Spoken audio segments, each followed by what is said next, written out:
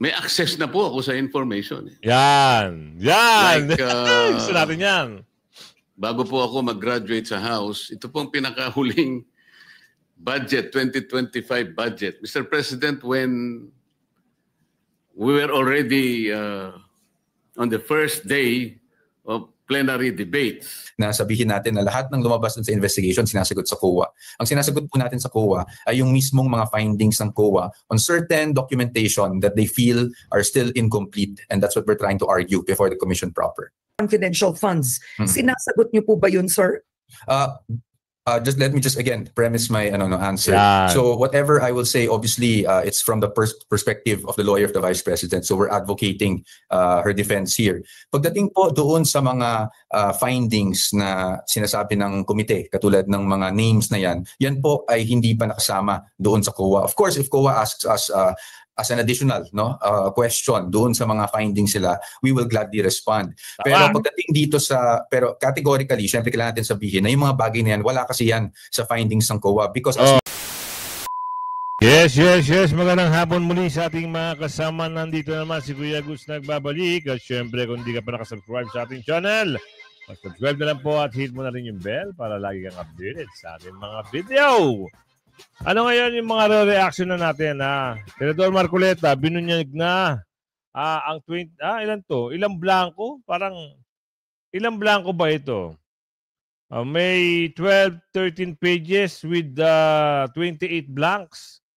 Ang GAA 2025 at pinigilan siya sa House of Representative, House of Representative na magtanong. Yan ang kanyang isisiwalat ngayon. Pero siyempre, alam mo, nakakabulol dito, mga kasama. Oo, minsan, pag siyempre salita ka ng salita, tapos napupuno na pala ng lawa yung bibig mo, mabubulol ka. Pero siyempre, bago tayo magsimula sa ating talakayan at reaksyon, shoutout muna tayo mula kay Ma'am Teofila Jose, watching from Italy. Shoutout po ng bonggang-bongga at kay Danny Santos watching from KSA. Di ba? Dami nagpapa-shoutout sa atin. Mother sa Ortiz. Yan, watching from General Santos. Kara G watching from Japan. Yan, lagi si Ma'am Kara G. Mula kay Ma'am Cheng. Shoutout po. Si Ma'am si Ma'am Malu, Ma'am Malu, the Survivor Mix Vlog. Ayan, Kuya Goods. Ayan. Shoutout po sa Hong Kong, by next year, baka pala rin tayo. Makapasyal ulit tayo dyan. Bakit hindi naman kasi kayo lumapit? Oo, Ma'am Malu. Oo, nung nandun ako sa Hong Kong, nahiya daw lumapit si Ma'am. Mula kay Sofia Luha. Ayan, shoutout po. Ano pa to? Sino pa to? Marami. Natatabunan lang talaga eh. Tsaka, pag alam nyo na ayun, kay Ma'am na, Tessie Manuma, watching from Japan, shoutout po. Oo, Pilar Obispo, shoutout po from Chicago. Yun, Chicago, USA. Oo. Pag halimbawa po, pasok na po sa inyo yung video natin, share nyo agad. Oo, share nyo. Tapos, like nyo. Sinapapansin natin, medyo hindi natin alam.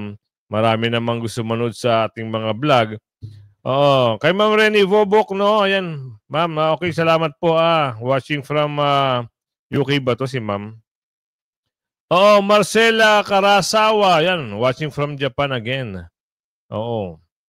So, simulan na natin to. Itong insertion, ngayon nagkakaroon ng balitaktakan o talakayan patungkol sa budget, sa flood control. Ano nangyari? Alamin natin yan mamaya.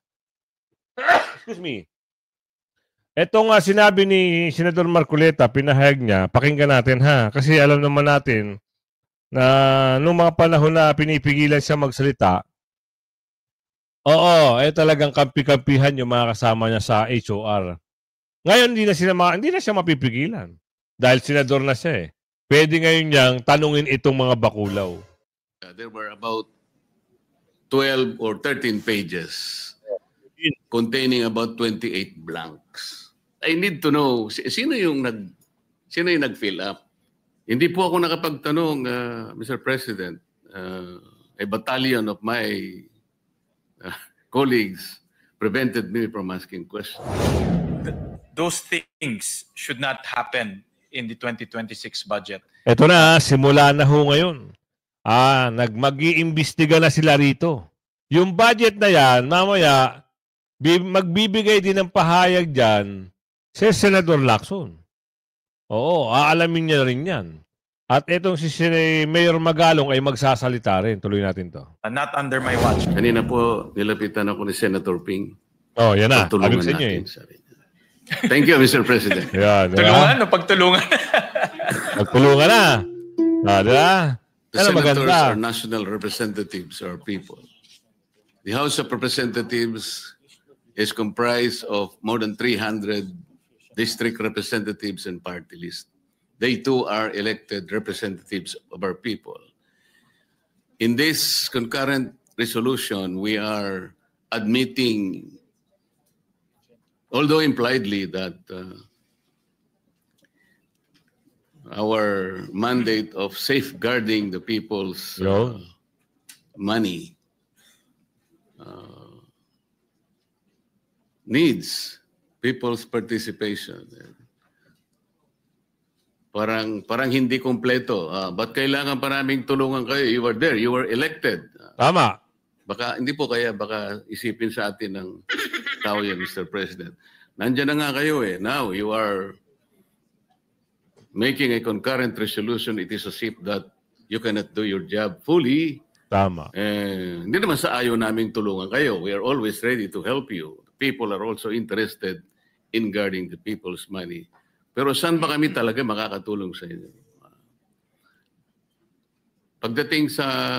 Kasi po, ako po bilang isang naging congressman, Mr. President, may access na po ako sa information. Yan. Yan. Like, gusto natin yan.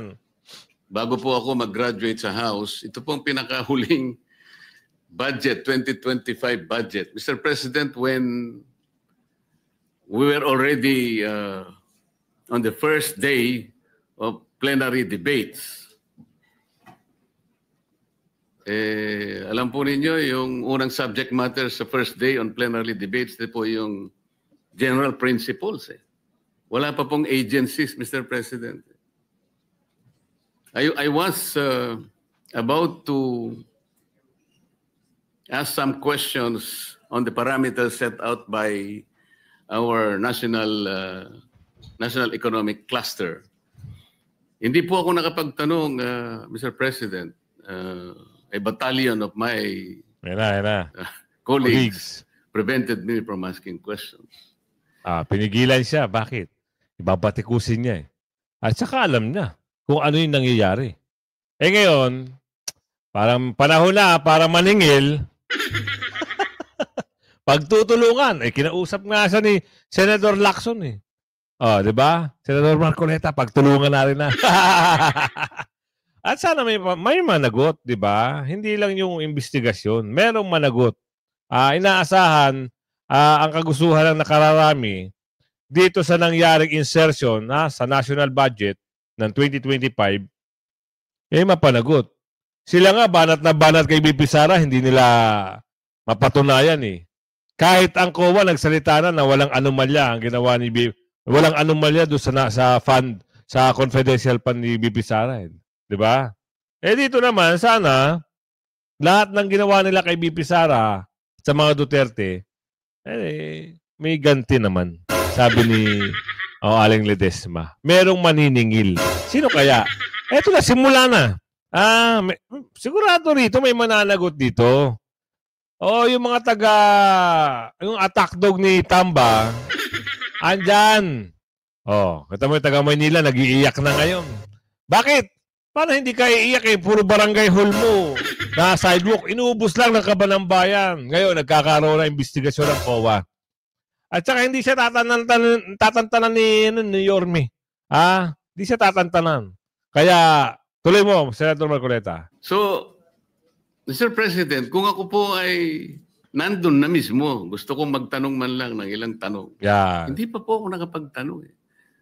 Paano kaya po yung mga kababayan natin? How do we assure them? Tama. We wanted to give them a level of expectation, Mr. President. How do we do it? Paano natin sila pagbibigyan ng yung participation will be heard, it will be recognized, it will be vetted, gaya po ng tinatawag ni Senator Soto kanina. Interesado siya rin na talagang malaman talaga. Talaga bang madidinig? Yan po ang gusto kong itanong, Sir President. Well, Mr. President, in the resolution, we also required that both houses should come up with a feedback mechanism, Mr. President. Kasi nga, you're absolutely correct, His Honor, that the information will be out there.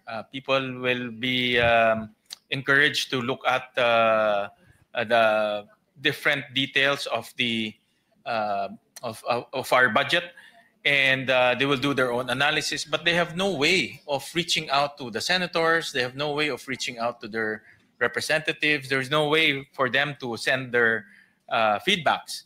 So that's why in this resolution, we also included a platform through their websites that people can now send their feedbacks, Mr. President. So it comes full circle. The information is there, but we also receive information.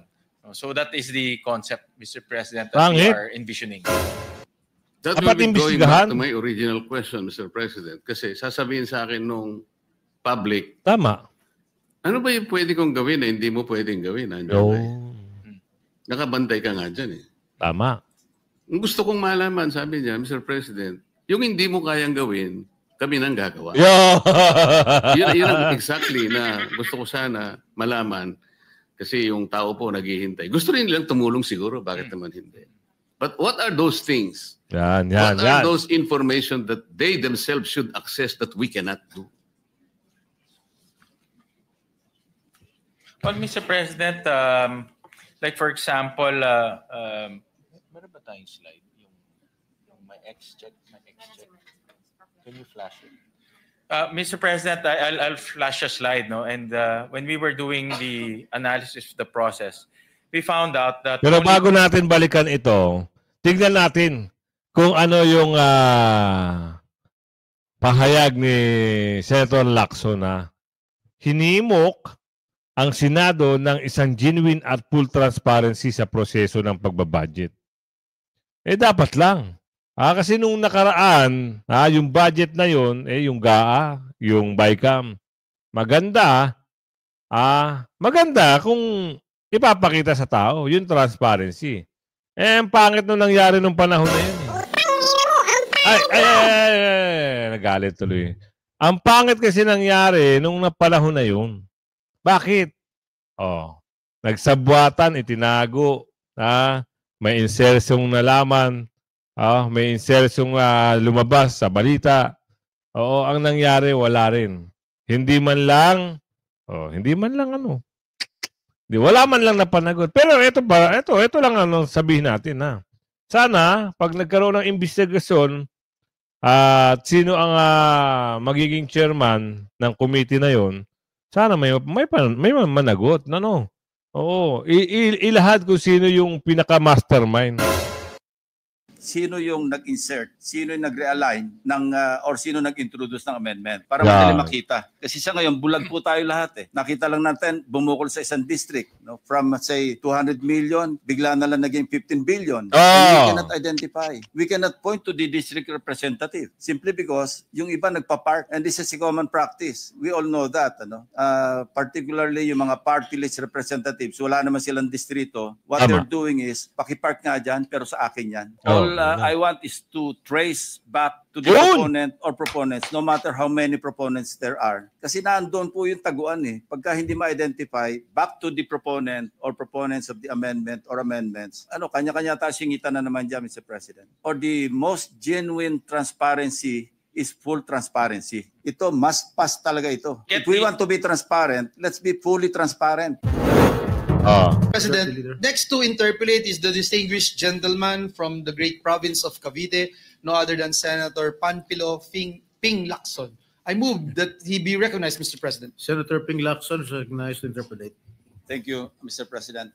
Will the good sponsor of Senate Concurrent Resolution Number 4, the distinguished gentleman from Valenzuela, yield to just a couple of questions, Mr. President? Yes, Mr. President, I would again, it's an honor to receive questions from, I call Senator Ping the budget hawk of the Senate. Talagang hawk-like yung kanyang pagmomonitor ng budget. Dapat lang. Thank you, Mr. President. My first question is, what is the legal effect of a concurrent resolution as compared to a law passed by Congress? Well, Mr. President, the concurrent resolution will bind both houses, Mr. President. It's true that the law can also bind both houses, but in this case, since this is a resolution, it's expressing as well as binding both houses in the recommendations that are laid forth in this resolution, Mr. President. And the legal effect of a law passed by Congress is? The legal effect of the law is... it binds even the public. It's binding on the public as well as the yes, houses of Congress. Correct, Mr. President. In this case, it's only both houses that are bound. It is more institutionalized. I mean the law. Yes, Mr. President. Correct. I asked that question because I filed Senate Bill 32. Yes, Mr. President. In the 20th Congress. It was referred to your committee, Committee on Finance, and secondarily to the Committee on Electoral Reforms and People's Participation. Correct. And I hope we can collaborate. Yes, Mr. President. To schedule a hearing forthwith. Yes, Mr. President. You have my guarantee on that measure, Mr. President. I took a look very quickly on that measure, and it's a very good measure that empowers the public, Mr. President. Thank you, Mr. President. As a matter of fact, this is the 5th time that I'm filing this measure. I filed it in the 14th, 15th, 17th, and 18th Congress. Unfortunately, hindi po lumalabas sa committee. Walang committee report. So I'm glad that there is now this concurrent resolution being sponsored by unanimously by all the members of this house, of this body. So anyway, my second question is, will the uploading of documents as mentioned on page 4 and enumerated on lines 3 to 26, particularly the written individual amendments submitted by members of the House of Representatives and the Senate to the respective chairpersons, House Committee or the House Committee on Appropriations and the Senate Committee on Finance. Yung po ba kasama rin sa ma-upload ng mga dokumento? Kasi ang practice po natin, even in the House, pa second reading pa lang, may bulungan na. Ayun na. Hindi na take up sa plenary. Hindi po ba ganyan ang ating naging practice? Because it's too tedious, I understand. Because if we entertain all individual amendments on the floor, baka hindi tayo matapos. So for exigency, para ma-facilitate, ang ginagawa na lamang natin, nagsasabit ng mga individual amendments sa chairman or sa chairperson ng Senate Finance Committee. But ang question ko po is, pati ba yun i-upload natin sa website? But Mr. President, since the committee report of the GAB from the Senate side will be uploaded, we will now see the changes, Mr. President. Makikita natin in to from, Mr. President.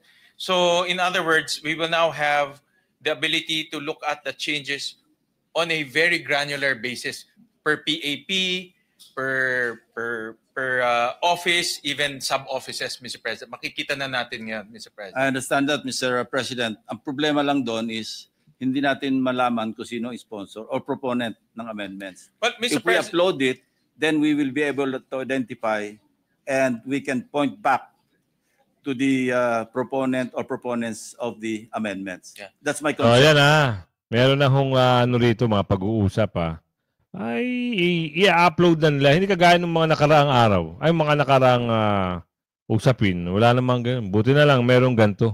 No? Transparency. Ay, ito naman. Transparency ba ika mo? Transparent naman si BP Sara.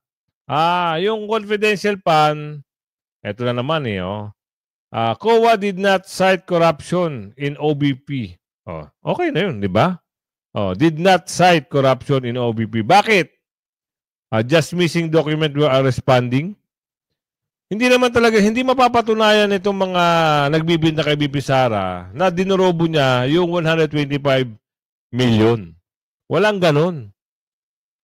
Ito lang mga nagbibintang, nagmamagaling-magalingan, akala mo talaga namang, ngayon, binabalikan na kayo ng multo nyo. Bakit?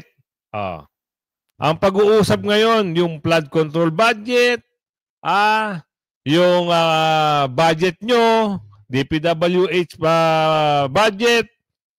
Ngayon kayo magkikilos. Huling-huli na kayo sa banga. Bakit? Anong sabi? Sa Maynila, dinorobo nyo. Ilang milyon yung sidewalk barangay hall? Sa tingin nyo, hindi kayo mapapanagot dyan? Eto sagot dito ni Attorney Powa. The Vice President has repeatedly said that she is ready to answer the allegations of the fund misuse in what she describes as the proper forum. May punto si Yusek Castro. Kung gusto daw ipaliwanag, bakit di pa pinaliwanag noon? Ang dali-dali magpaliwanag. Teka lang. Ano ipapaliwanag ni BP Sara? Sabi niya sa proper forum. Proper forum ba ang House of Representatives? May kaso ba siya? Sige nga. Kung sumagot siya, pagpepiestahan lang siya doon. Galing mo rin magtanong-tanungan no? Para lang meron kayong pag-usapan. Ganito na lang yan. Sinabi niya naman, di ba, kung meron akong accountability, kasuhan niyo ko. Doon ko sasagutin yan sa korte. Wala namang ganun Puro pamumuliti ka. Puro pagpapatanggal sa pwesto ang nasa isip ng mga bakulaw. Yung attack dog ni Balulong. Diba? Halata naman masyado. Ito naman si ate Parang hindi halata Attorney, when and where will she answer? Ma'am Karen, actually right now we're already answering sa COA. No? In fact, there is a petition for review pending with the COA Commission proper. We feel that is the proper forum to answer all these findings of COA since nanggaling naman sa COA yung findings nila on the OVP confidential funds. Tama lang na dun din tayo sumagot. Yun. So ang nangyayari ngayon, lahat ng mga pinag-usapan noon sa Quadcom sa lower house na itinatanong kay Vice President noon, diretsahan yung sinasagot sa COA. Opo, tama. Bakit kailangan isagutin sa House? Yung mga tanong naman kay BP Sara, pampandidiin sa kanya. Sa tingin mo, sasagot ka ron? Wow. Pati mga staff ni BP Sara, dinamay. Saan ka makakita? Saan ka makakita? Si BP Sara, lagi nilang kine-question, tinatanong. Nung merong yung sa sobre-sobre, ilang beses pinatawag yung babae na yung matandang babae. Ngayon, nung mga pangatlo, pang-apat, hindi na nakita yung babae. Hindi na humarap. Halata, di ba? Na ipapahiya lang ang BP. Kung COA ang nag-imbestiga, COA rin. Sa COA rin sasagot. Put that in context, Ma'am Karen, no? I think because hindi masyadong na-discuss kung ano ba yung findings ng COA. Actually, if you look at the findings of COA, whether it be from the Audit Observation Memorandum, which is the first issuance of their findings, all the way to the Notice of Disallowance. No? So, tatlo kasi yan. AOM, Notice of Suspension, and Notice of Disallowance. Walang nakasulat doon na merong korupsyon na nangyari or may binulsang pera. Ang nakasulat doon is may mga kakulangan sa mga dokumentong na-submit. That's why they're asking the Office of the Vice President to submit more documentation para makita talaga na maayos yung paggasta ng pera. And that's what we're responding to. Yung lumabas naman po doon sa mga investigasyon sa House, yan yung mga bagay na I think isinama nila doon sa articles of impeachment. Diba? So yung mga bagay na yon will have to wait for its proper venue, its proper time para masagot po natin. At least that's just to give proper context doon sa mga nangyari. Kasi ayaw naman nating misleading na sabihin natin na lahat ng lumabas doon sa investigation sinasagot sa COA. Ang sinasagot po natin sa COA ay yung mismong mga findings ng COA on certain documentation that they feel are still incomplete, and that's what we're trying to argue before the Commission proper. Okay, so it's just in completion. What about the findings in the Quadcom? Questions on confidential funds alleged. Pinasok na naman si Quadcom dito. Sa bagay, andyan na naman sila yung 2.0. Oo, sama-sama na naman sila. May bagong karakter. Pero, please lang, tigilan nyo na dahil naka-archive na itong impeachment na ito. Bakit andito naman yung usapin na ito? Answer to all these findings of COA, since nanggaling naman sa COA yung findings nila on the OVP confidential funds, tama lang na doon din tayo sumagot. Oo. So ang nangyayari ngayon, lahat ng mga pinag-usapan noon sa Quadcom sa lower house na itinatanong kay Vice President noon, diretsahan yung sinasagot sa COA. Tama. Opo, let me put that in context, Ma'am Karen. No? I think because hindi masyadong na-discuss kung ano ba yung findings ng COA. Actually, if you look at the findings of COA, whether it be from the Audit Observation Memorandum, which is the first issuance of their findings, all the way to the Notice of Disallowance. No? So tatlo kasi yan, AOM, Notice of Suspension, and Notice of Disallowance. Walang nakasulat doon na merong korupsyon na nangyari or may binulsang pera. Ang nakasulat doon is may mga kakulangan sa mga dokumentong na-submit. That's why they're asking the Office of the Vice President to submit more documentation para makita talaga na maayos yung paggasta ng pera. And that's what we're responding to. Yung lumabas naman po doon sa mga investigasyon sa House, yan yung mga bagay na I think isinama nila doon sa articles of impeachment. So yung mga bagay na yon will have to wait for its proper venue, its proper time para masagot po natin. At least that's just to give proper context doon sa mga nangyari. Kasi ayaw naman nating misleading na sabihin natin na lahat ng lumabas doon sa investigation sinasagot sa COA. Ang sinasagot po natin sa COA ay yung mismong mga findings ng COA on certain documentation that they feel are still incomplete, and that's what we're trying to argue before the commission proper. Okay, so it's just in completion. What about the findings in the Quadcom? Questions on confidential funds allegedly given to people with strange names or did not exist with the Philippine Statistics Office, walang record sa PSA.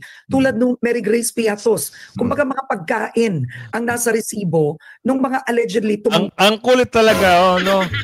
Di ba nga, ang sabi nga ni Ombudsman Martires, dapat yung mga ganyan, tama lang.